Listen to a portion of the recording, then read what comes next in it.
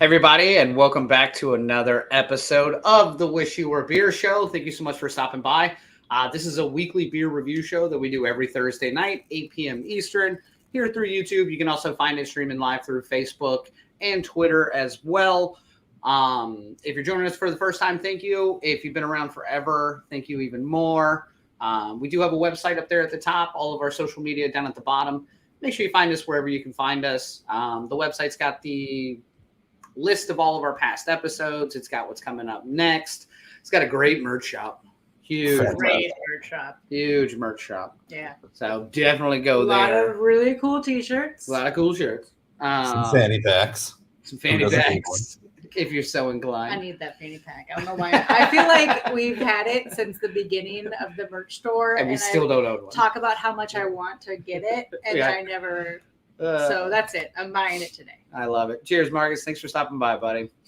But yeah, make sure you join us every Thursday night. We do this show live every Thursday night. But if you want to keep up on us individually, again, TikTok, Twitter, Instagram, the website, you can find a litany of different things there. And all of our own apps. Up on TikTok. Blowing up. It's getting huge. I can't even handle the DMs just keep coming in. Yeah, it's ridiculous. I am so grateful that I have no involvement with that. You don't want to see the DMs. That's Definitely don't. I'm sure they're all about you and your beautiful beards. It's mainly Phil. Yeah, it's mainly about Phil. Yeah. Speaking of which, I'm Daniel. This is Tiffany. That gentleman over there is Phil. Thanks again for everybody for stopping by. As we do every week on this show, we are going to start off with a little bit of beer news, maybe something that's going on in the industry, something big that's happened, pull some things from the headlines and chat about it for a minute. I found a fun story this week. Very fun. Yeah, about a new product that's launching. I say launching, it's been relatively popular online and pretty much exclusively sold online, but they're actually going to be launching this week. Actually, I think today was their official launch. It's actually a canned cocktail, which if you haven't been keeping up with that portion of the industry, it's huge. Yeah, they reached over $2 billion market share last year. They are up 38% from where they were the year before. So it's definitely a large scale market that's becoming more and more prevalent, both grocery stores, liquor stores, places like that, where you can find kind of these condensed canned cocktails and you don't have to mix everything yourself. Not play. Yeah. Margaritas. Yeah, exactly. So the gentleman that made this product is really excited about it. He's in the LGBTQ community, and he made a drink to potentially try to get some more shelf space and some more inclusion within that world, both in liquor stores and grocery stores alike. He made a product called Gay Water, which is super exciting to me. I love this can art. Can art is killer. I can't wait to be in like a Food Lion and see it right next to like all the craft beer, just because it is. I think it's a great brand, and it's definitely going to jump off the shelf, good, bad, or ugly, depending on the constituency that's shopping it. Yeah, I just love that, when some companies are going one direction of like backpedaling, this one is like, let's leverage this. Yep. Like, especially with this not being an actual beer, with it being a vodka soda, this is such an approachable thing for this community in general, because we're all watching our weight. No, but just in general, it is something I see younger crowds drinking a lot of, and I know that like I'm excited, so at least it's millennials and down. Sure. It's a lot of people. I think it's funny because, like you said, he's basically leveraging what's going on in the current climate and going full force at it, as opposed to running away from it, like a lot of larger brands have done as well. So I think it's really interesting. If you're unfamiliar with where the term gay water comes from, it's a pretty common used term for a vodka soda, typically within the gay community at the bars. So, go get a gay water. It's a vodka soda. So I love he's tapping into, these terms that are already being used by the community in kind of a colloquial kind of way and a joking kind of way. So I'm interested for this product. I think it's a great idea. And when you're looking at $2+ billion, if you can grab just an eighth of that market share, he's going to be just fine. Yeah. And I'm just excited that it is a business owned by that, like the LGBTQIA plus community. Correct. And make sure I got all those letters in the right order. You missed 7. Nope, I'm sure I did actually. Every day. But I'm excited that it is yet another business that is owned by a minority in some way, shape, or form, especially in the alcohol industry. It seems like it's pretty skewed. Sure. Gabriel says, I had no idea that was a drink. You can't sarcasm, but that's exactly how he just said that to himself. and then he goes like a soda. Out of a little straw. Yeah, I love it. With an umbrella, obviously, Yeah, even though it's not a tropical drink at all, it's still required. Well, as always on this show, like we do every week, we are having a new beer on the show tonight, a beer that we haven't had before. So we're all going to get a chance to try it here on the show live, which is always fun. So tonight we are doing a beer from Fifth Hammer Brewing. They're out of Long Island, out in New York. This is a Kolsch, a grapefruit Kolsch style ale. Gay water. No. Gay water. I'm interested in this beer. The grapefruit scares me a little bit, and it's not my favorite. But You're not a grapefruit fan. What is it about grapefruit you don't like? I just think it's like Pithy. Typically people use it like with an IPA, and IPAs are already pretty bitter, and then you add kind of that pithy flavor like that, or that feeling. I don't think it's the grapefruit necessarily. I think it's what I've normally had it in. Oh, I won't eat grapefruits on their own anyway. Like, do you think it's going to give the Kolsch a little IPA styling to it? I almost feel like it might, but that may be skewed on my end, just because I'm familiar with that taste in that beer. So we'll see. I mean, I'm excited about this one because as we all know, I fly to every destination. Yeah. Oh, that's true. Yeah, I forgot about that. To get the video footage, to get the amazing photos that we put up on the show. And I think that's why I'm a little tired tonight, because I flew out to get this one. Jeez. Same So- bar to New York. Big weekend. Yeah, it's big. In New York, I'm always just going crazy there. Which, like by the 12 way, hours to the ground to win to the brewery, and we did have a poll, and 60% of people knew that Fifth Hammer was in New York. Nice. There we go. Well, let's take a look at some of this great bean footage I love it. from Fifth Hammer that I flew out to just to get.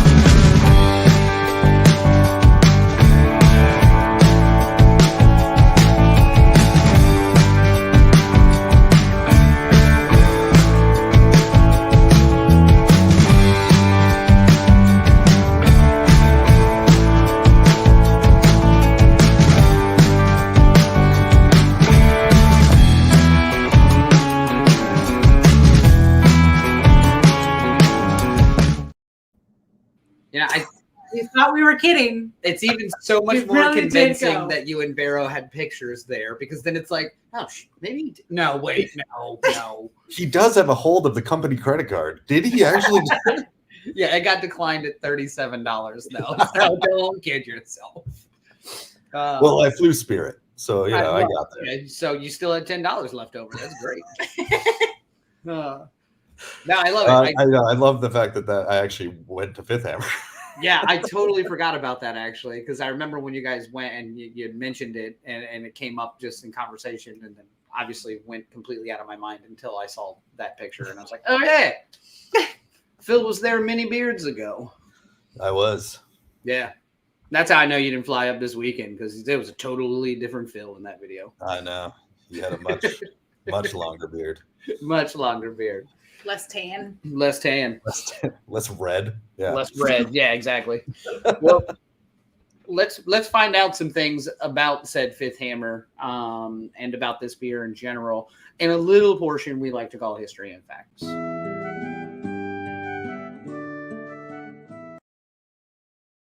Still the best sound clip on this entire show. Yeah. So this is the portion of the show where we're going to do a little bit of trivia or history and facts. So if you're logged in through YouTube or Facebook, you can comment along and play along with us. There's also a poll on YouTube that you can follow along with. So let us know what you think to the questions. Let us know what you think your answers are. Simo, of course you're slightly intoxicated. It's like 2 a.m. You know what? Sometimes it does have to be done. We appreciate it, Sima. 2 weeks off. All right, good on you. Omnipollo pills? Is that a? Yeah, I don't know what that is. Pills, if you're already slightly intoxicated. It's a single chicken. Yeah, it's one chicken pills. Chicken pills. But if you're drinking a 4% slightly intoxicated, I think you're doing just fine.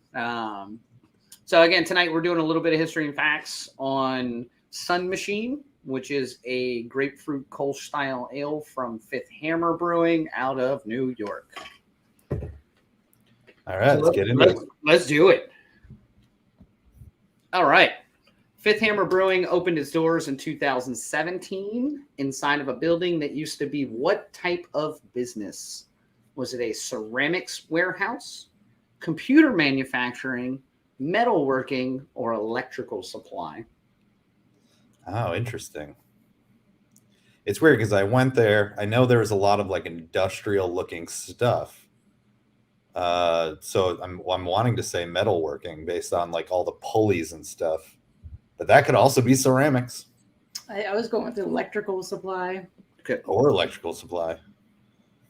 Those reels of very thick cable have got to weigh a lot. So maybe those pulleys are for that. Well, what's your actual answer? I said electrical. You're going electrical supply? Okay. I'm going metalworking. It's a really cool space that had like very industrial style looking stuff. I'm going metalworking on this one. Yeah, so it is metalworking. So there was a metalworking and an actual manufacturing portion within that same building, which is really cool. Like you said, I hadn't seen the inside of the brewery until that video, and then now knowing that it was an old metalworking building, absolutely.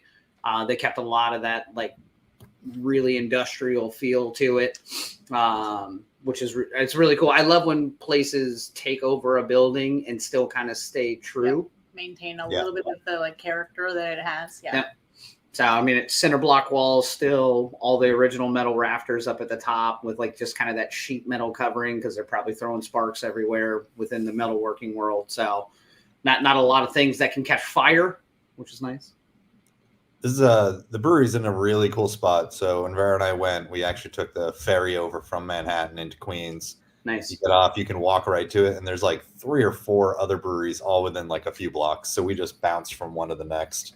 Nice. And really cool space. They kept a lot of the vibe of what the old place looked like, and that's the best thing that breweries, I think, when they just go into a space and they just look at it and they go, yeah, let's just keep pretty much everything and then just put a brewery in it. Let's throw some tanks up over here and call it a day. Yeah, pretty much. Like, why change it? Like, it looks awesome. Yeah, I agree. That's always fun to see because you do get some that go overboard when they take over a space and just completely gut it and start over. And then you're like, if you knew what that building was before, suddenly you're like, oh. Well, I mean, if it was a morgue beforehand, maybe you'd want to clean it Nah, I'm keeping that. Like a great brewery.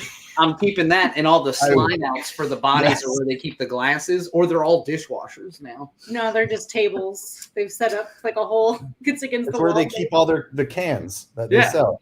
Pull them out. They're all cold. Twan, we're 15 minutes in. If we're puking at this point, man, this show has gone south fast. But yes, I'm getting close. Yes. If you stick around for another 10 minutes. We've all puked twice. Mm-hmm. All right, what else we got in this? I forgot. Yes. So, true or false? A Kölsch beer is warm fermented and cold conditioned. Ooh, interesting. Yes. True. Yeah, very convincing. Yes. No, I had to like do the math Uh-huh. in my brain. Yeah, I'm gonna go true on this one as well. Everyone's saying true so far in the comments. Well, actually, Andy is just telling Twan there was a lot of male nudity in the beginning, so that's also true. We had 500 viewers, and then we had male nudity, and now we have 6. And Tuan showed up. It's like a lose-lose. No, so if you've kept up on the show, we have talked about this a little bit in the past. We did a Kolsch from Tripping Animals, actually. We also did a Kolsch from Gloucester Brewing. That's true. Yep, we did the... That's also true. That's also true. We also did the Coleman Kolsch from Gloucester Brewing, and I think we discussed it there as well. But yes, so it is top fermenting yeast that is fermented warm and then cold conditioned when they crash it. So Kolsches tend to be kind of a hybrid in the industry between a lager and a ale. Correct. They are technically an ale because it is warm fermented. Correct. But it's cold conditioned, kind of like a lager. So it's a little bit of a mixture of how this beer is brewed, or how a Kolsch or a Kolsch style ale is brewed, which is kind of fun. So when you do see a Kolsch on the menu, just keep in mind that it's a difficult beer to brew in some capacity, or a difficult beer to brew well, because you're top fermenting warm and then crashing cold. There's a lot of things that can go wrong in between. So do you find that so Kolsch's are kind of, if you're saying they're difficult, do you think they're worth making? Because they are kind of, I don't know. For me, a Kolsch isn't like anything like that blows my mind, I guess. Sure. Normally, like, well, and I think a lot of that boils down to Kolsch's, and like your base level lagers are always really good to have on a menu because they are easy beers. They're low ABV. You can throw anything you want at them. So, a grapefruit or a peach Kolsch or whatever you want as that adjunct, and it's probably still going to turn out. Yeah, like Tuan said, you can't hide anything behind a Kolsch. So for that being said, usually the lagers, they're quite difficult to make because they are only so many different options that you have. Like it's really, you've got your malt, your yeast. What else am I missing? There's literally 5 things. Yeah, it's fine. I've been drinking, so it's been a long day. I think it's a really nice thing to have on a menu because it gives you a lighter option that you can kind of play around with, versus if you have a lager on the menu, one, you're taking up a lot of tank space historically if you're doing it correctly. Kolsch's you can burn through a little bit quicker in the brewing process, and you can have a little more fun with them. Me personally, I'm sure Tuan will disagree with me. We'll find out soon. That's what Tuan do. Do we go into the location of Kolsch's? Yeah. I just couldn't remember if it was a trivia question. It is. Okay. Keep that mouth shut. Now, I did not know this, but the co-owner of Fifth Hammer is also a professional saxophonist. What? I mean, of course. Which is awesome in its own right. I love a good brass horn section in any type of music, but it's also crazy to me. I don't think I've ever seen the word saxophonist written out. You've heard it said? I've heard it said, but I don't think I've ever seen it written out. And because normally I think I would say like, oh yeah, Chris, the guy who owns Fifth Hammer, he plays saxophone professionally. Like I would never say saxophonist. Like that would never just come off the top of my mind. No, I know it's a word. If you're gonna put professional before it, then I think you gotta say saxophonist. Yes. Yeah, he plays like saxophone professionally. Yeah. Same. No, it's just weird. I don't think I've ever seen that word written out. And it's like, even when I went to read it, I was like, saxophonist.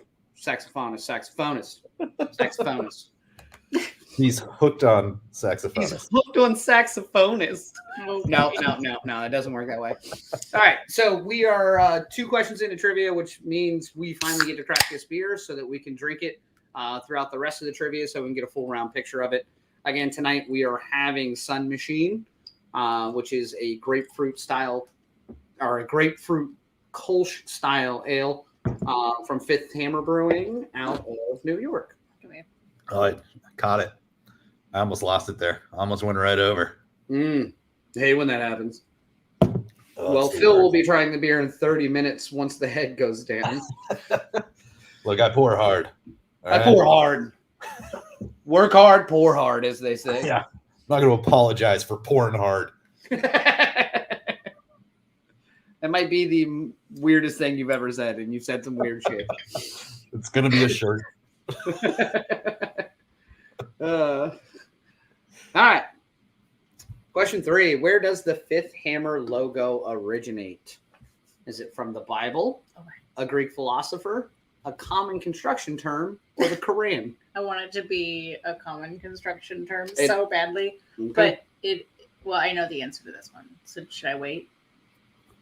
Well, now that you said you know it, yes, I would wait. Okay. Bill. Fifth hammer. I mean, it seems like it would be a common construction term. There must be something about a fifth hammer. But based off like the logo and everything, I'm going to go with the Greek philosopher. Yes, it is B. Oh, okay. Well, we didn't give anybody else a chance. I didn't get a chance to answer. What do you pick? Oh, yeah, it's B. I also want it to be a common construction term. I just want somebody to be like, hey, fifth hammer. Yeah, give me that fifth hammer. It's I like when just things assume are it's getting like real. a hazing thing. Yeah, exactly. Of You keep asking the kid for a fifth hammer. okay, man, I need the fifth hammer. The guy's like, I don't know what that is. He keeps counting hammers in the toolkit. He's like, oh no. Exactly. There's only 3. Go in the van, find the fallopian tubes. Also, fifth hammer, great porn name. Oh, 100%. But you got to be bringing the heat. Yeah. We're bringing in the fifth hammer to close it out. Yes, so this is from a Greek philosopher. It is from Pythagoras. You may know him from a theorem. Yeah, a small theorem that's relatively popular in like 7th grade, and then you never use it again. Getting math. I still remember it. So there's that. Yeah, but so it's interesting. It's the idea of everything that's happening around you within the universe and harmoniously speaking that you kind of consciously turn a blind eye to. So the story is that he goes into this place and he sees 5 guys swinging a hammer, like working in some capacity. Yeah, they 4 are. of the hammers are pristine and are what they're supposed to be, but the 5th hammer was different and out of place. But normally you would just go in and see 5 hammers, 5 guys swinging a hammer. You would never notice that the 5th hammer is doing something different or shaped differently. So basically the idea behind 5th hammer is they're bringing a little discordant to the industry. They're doing something different. They're bringing harmony to the industry by doing things out of the ordinary and recognizing that, which is interesting. Yeah, and I had read that they don't have like any real repetitive beers there. They don't have any flagships. Correct.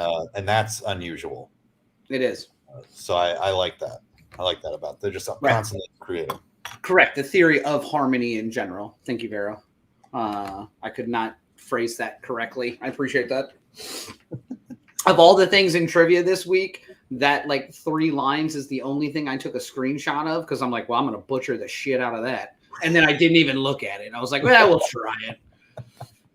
We'll try it. It's the theory of me knowing things is what it is. Them. The 5th Daniel hammer. It's the theory I know anything. Last one. All right.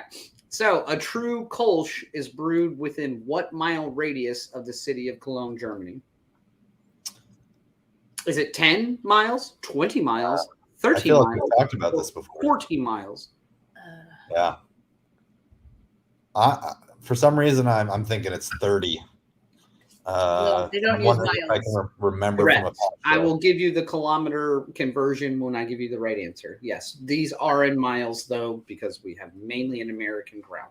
I apologize. We still know what kilometers are. Oh, okay. Hey, we got Simo here. How many kilometers is 10 miles? Hold on. I know this. 10 miles is... No, 10 miles is 10 Stop. miles. Stop. Okay. Wait, what was the question? How many leagues under the sea is 10 miles in kilometers? Okay, so a 5K is 3.25 miles. It's 3.1 miles. 3.1. Correct. So then 10 is what? Fuck, I can't math right now. We all know it, though, but God. let's just not All right, worry I'm going about it. with C. 50 clicks. God, math right now, like my brain is so going. The poll over on YouTube is everyone voted something different. I love it. So it's I think it's 25% of every answer. I like 12 leagues. That is fantastic. That's exactly how many kilometers it is. Yes, 1 kilometer is 0.6 miles, which makes math really fun. Right. That's what I was trying to do in my head just now. And I was like, no, I'm not going to math live anymore. This is not a good look for me. I'm usually very intelligent. Caught me at a really bad time. Caught me at a real bad time. All right. So the answer is C. It is 30 miles or 50 kilometers. And we have talked about this on the show in the past. We've dealt with where Kölsch comes from and why it can't be called a Kölsch. So the term Kölsch does have a PGI or protected geographical indication within the European Union since the mid-90s now. So if you are brewing it more than 30 miles outside of the town of Cologne, you are actually not allowed to call it a Kölsch. It has to be a Kölsch style. So I think that's crazy that this beer is that well protected, so to speak. I mean, that's a lot of beers in Germany. Yeah, but I just think in like the modern era where you know breweries are everywhere, you can brew at home, you can do whatever you want. It just seems crazy that like maybe somebody knocks on your door and I'm like, sir, is that a Kölsch or a Kölsch style? And he flashes a Kölsch style. He flashes a geographically protected badge. I just love that maybe he has a little gold beer glass badge that he's like, I'm here to. I'm here with the PGI, ma'am. Yeah. Gonna need you to hand over the Kolsch style. Yeah. No, I do think that's crazy. I mean, we've talked about that on the show in the past about a lot of these beers coming out of Germany that are within the purest laws, are protected in this fashion, and so many people make Kölsches. It's weird to think that they have to be cognizant of that, which is crazy. I want to say we had a Kölsch at one point that did not write style or something. There's a ton of them out there. I mean, I've seen it multiple times. Same thing with Oktoberfest. It has to be brewed within that realm of same thing, like a mileage or kilometers outside of this area. You can't call it. So it's got to be either a fest beer or an Oktoberfest style. So this, like I was saying, this is common across a lot of different German beers. So it's, I don't know, and just not everyone knows that or pays attention because they probably just don't think they distribute enough to be. I was going to say, yeah, if you're, Sierra Nevada, you probably have to be really careful. If you're AB, you got to be really careful. If you're, Fifth Hammer with one location, you can probably do whatever you wanted, but they still at least put it on there. They still respected it. Still respected the fuck out of it. And I'm for it. I am for it. Yeah, and Vero mentioned, they don't have any beers on the menu from when you guys were there even last time. So, But they don't officially have flights. And I think there's a lot of breweries doing that now where, hey, we just sell a 5-ounce or a full pour and you can just put together whatever 5 ounces it's not technically a flight. They're not prepackaged or. I don't really understand. Like, if I say I want a flight, it means probably 4. Correct. Small. Like I didn't really understand when I asked it. That's kind of the answer they gave me there, and I was like, okay. But then I was like, I guess I'll order 6 of these. Usually flights are like there's like flight pricing, right? So it's more of a like, hey, this is a more expensive beer, and so the 5 ounces like it's more expensive to make or something along those lines. So that's probably why. So that not every 5 ounce is going to be the consistent. I don't know. The term for beer is only sold in Costco. Gay water.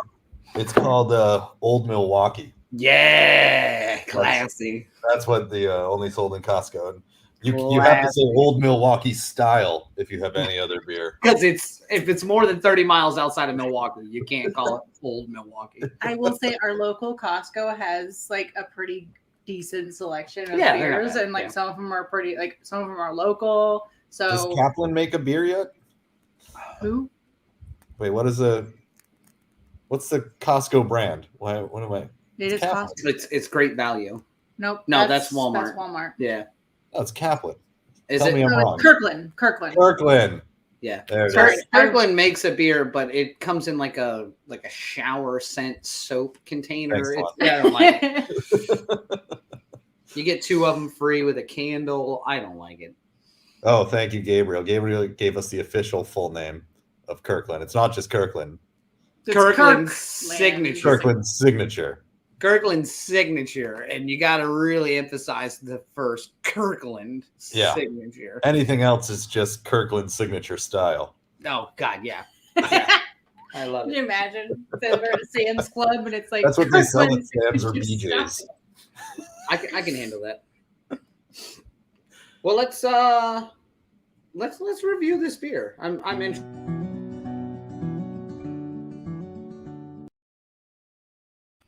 So this is the portion of the show where we're going to review the beer.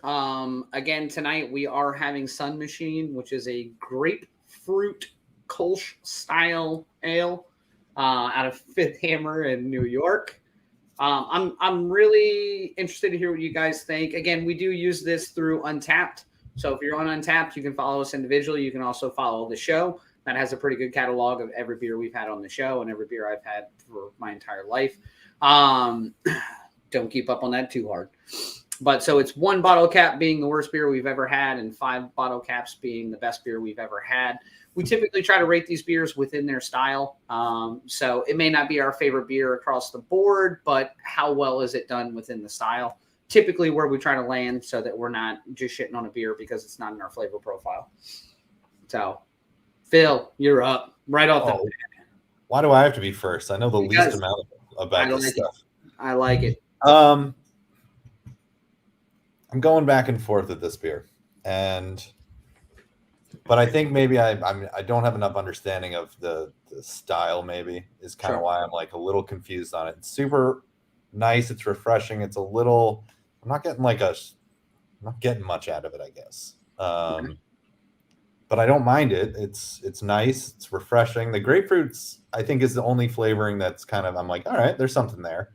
Yeah. But it almost feels to me like the beer wasn't tasty enough, and then you put grapefruit in it to give it something else to make it tastier. I could be completely off here, but this is just what I'm getting out of this. That's fine. You're allowed your opinion, Phil. That's the whole point of this goddamn show. Yeah. It's just I think the other thing is like earlier today I had like a double IPA, so I think now I'm like this feels really like watered down and light. But that was like for lunch. At lunch. Oh, I don't work. So, a 12 o'clock double is the way I go. It's good. I don't know. I'm struggling with my score on this one because I'm not thrilled about it. Okay, why don't you hold off on your score then? Now that we know what you think about it, keep pondering. Yeah. Put your score together in the back of the old cranium. Yeah. You got to go way back there, man. It's a big head. It looks great on film, but God, in person, that thing is massive. There ain't much going on back there. So it's going to take me a while to get there. Fair. All right. What do you think?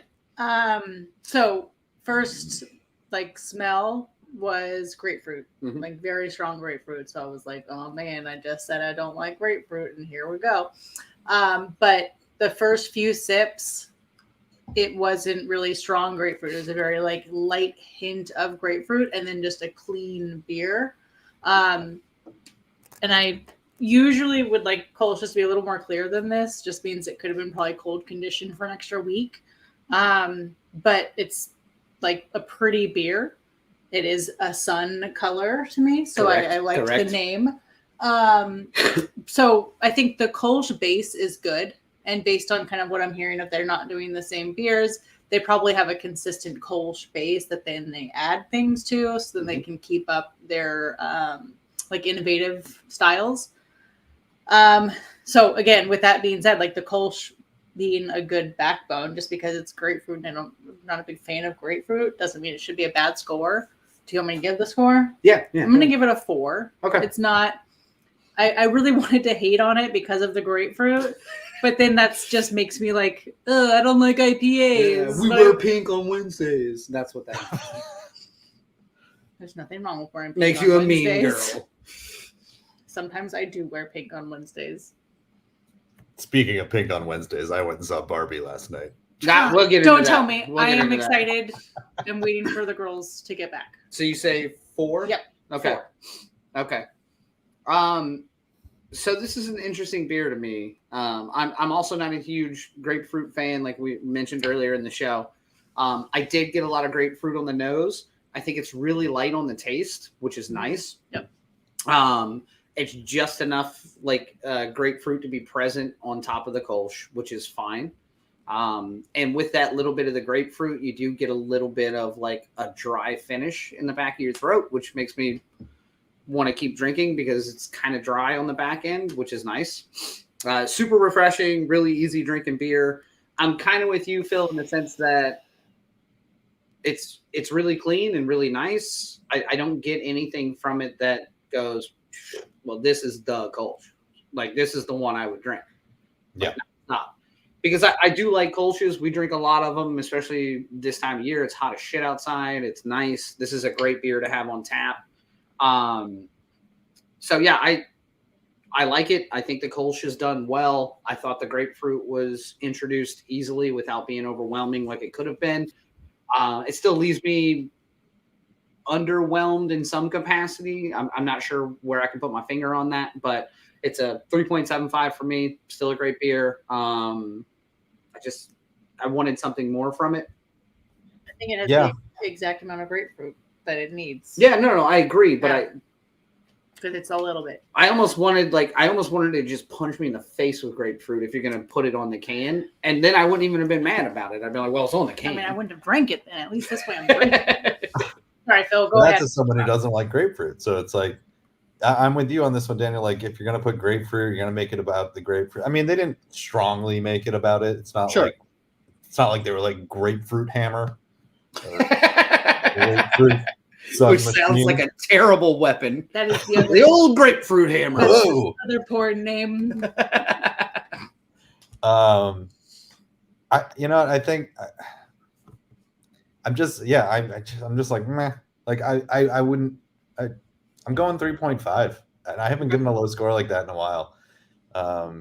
It's not even a low score. It's still a good beer, but no, it's still a great medium. We've had so many beers lately that we've just been hitting 4s like crazy.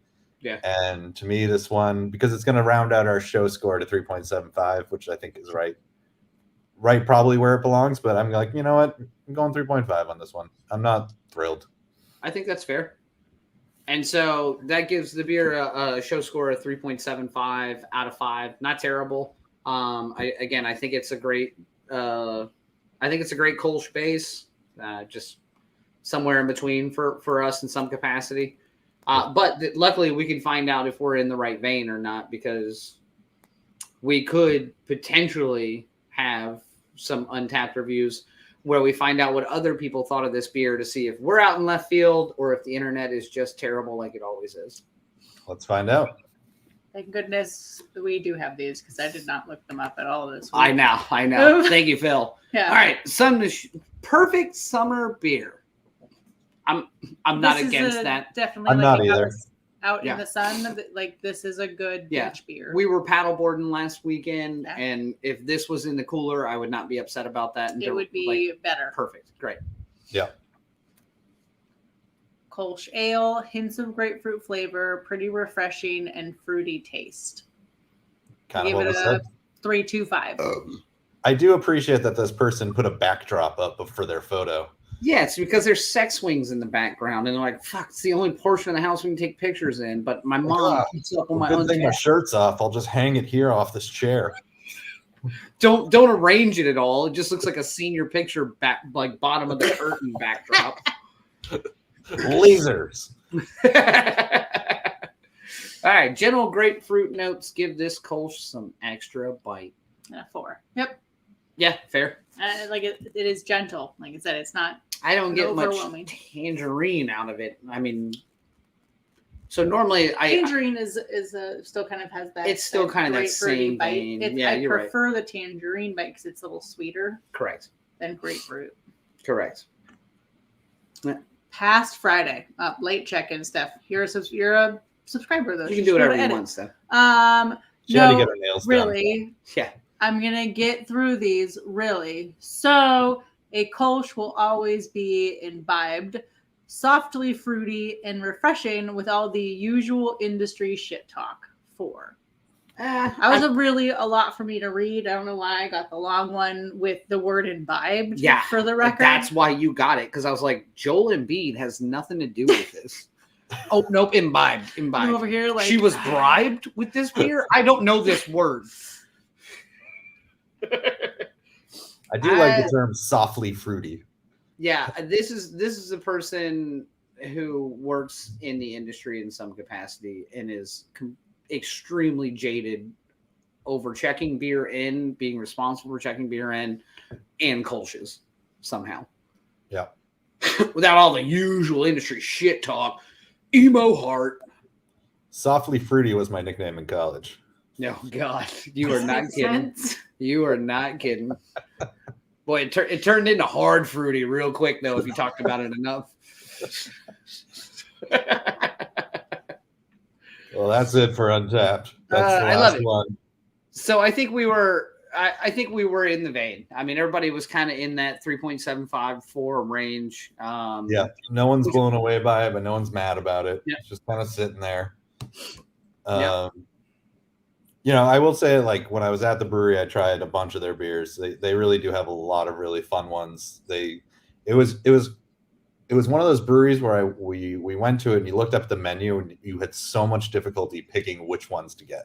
Sure. Like, it wasn't just like, oh, this beer, this. It was like, what is that? Oh, what is that? Like, it was like one of those kind of breweries where so you had to get like a bunch of little ones just to get through them all. But then, of course, with that, it also works against it, because then all the flavors were either like these cool sours, these cool stouts, and your palate was all over the place. Yeah.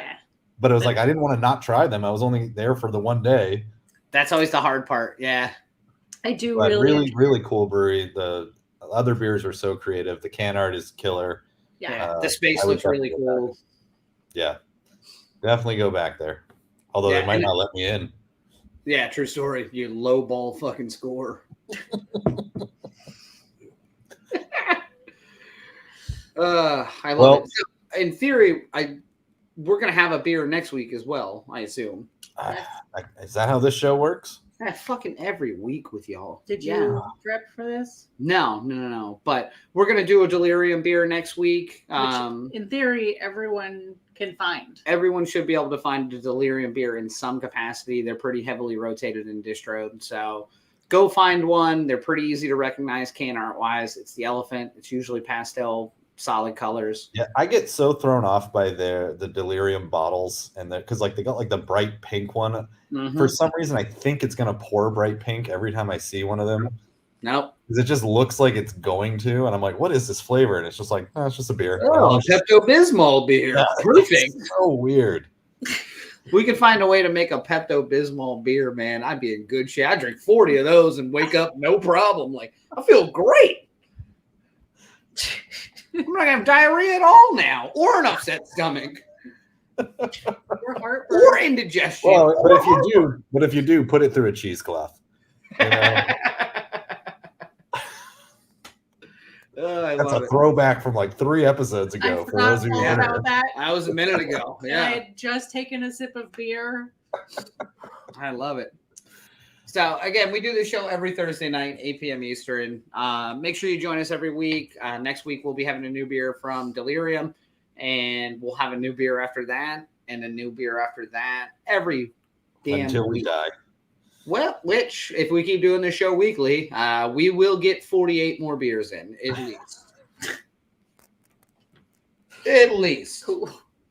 And on that note, see you next week. Like and subscribe.